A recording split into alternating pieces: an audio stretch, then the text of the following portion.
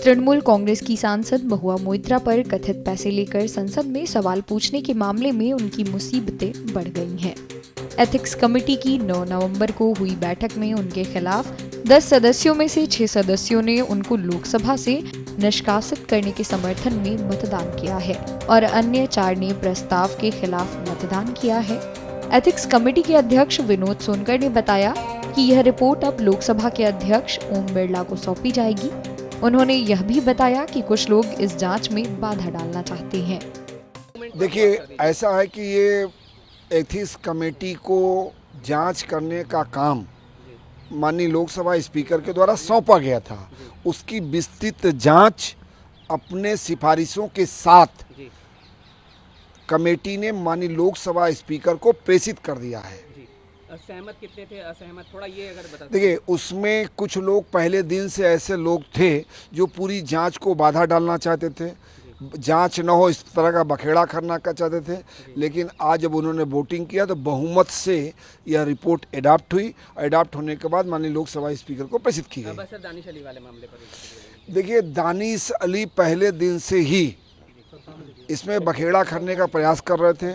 आज भी उन्होंने प्रयास किया और उन्होंने अपना डिसेंट नोट, जो लोग सहमत नहीं थे 3-4 लोगों ने अपना डिसेंट नोट जमा किया है। क्या इसको लेकर भी कोई आपने चीजें लिखी हैं कि बखेड़ा और ये तमाम चीजें वो अलग? देखिए, जो चीजें लिखना चाहिए वो लिखा गया है और जो उनका आचरण था सब लिखा गया है। इस रिपोर्ट और कमेटी की कार्यशैली पर सवाल उठाते हुए बहुजन समाज पार्टी के सांसद दानिश अली ने कहा कि अध्यक्ष ने सिर्फ 2.5 मिनट में ही रिपोर्ट को स्वीकार कर लिया और उस पर कोई चर्चा ही नहीं हुई। देखिए, आज पहली प्रक्रिया तो पे ही सवाल हम कर रहे हैं। हमारा और पहले दिन से सवाल ही प्रक्रिया पर है। चेयरमैन आए 15 मिनट बाद और 2.5 मिनट में मीटिंग खत्म हो गई। रिपोर्ट इतनी बड़ी रिपोर्ट, इतनी मोटी रिपोर्ट, डिस्कशन ही नहीं हुआ।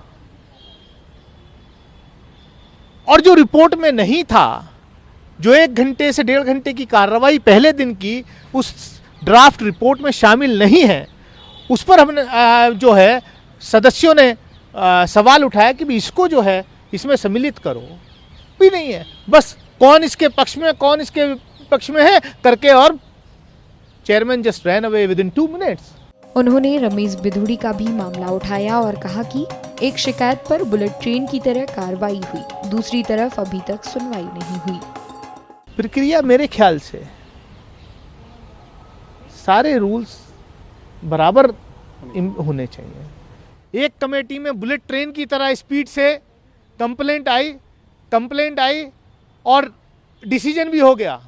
दूसरी तरफ किस 22 सितंबर को पूरी दुनिया ने इस देश के लोकतंत्र को शर्मसार होते हुए देखा है, उस पर अभी तक कोई कार्रवाई नहीं है, कोई रिपोर्ट नहीं है, कोई हियरिंग नहीं है, कोई चर्चा नहीं है।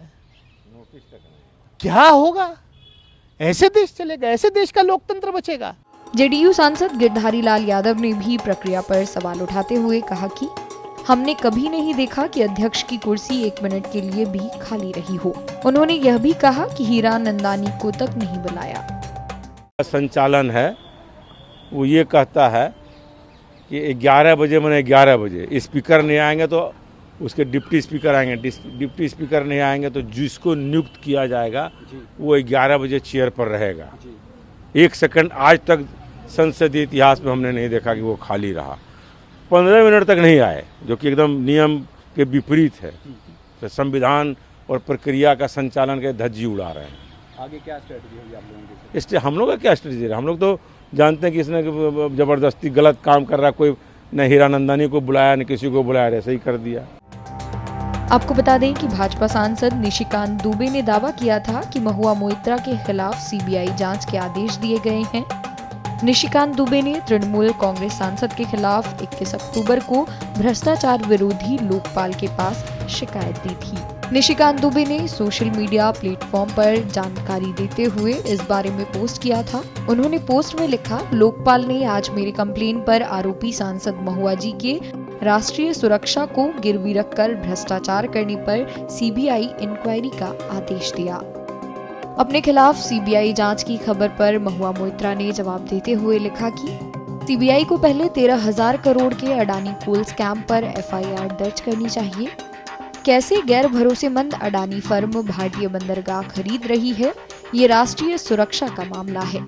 ये राष्ट्रीय सुरक्षा का मसला है। इसके बाद मेरे जूते गिनने के लिए सीबीआई का स्वागत है।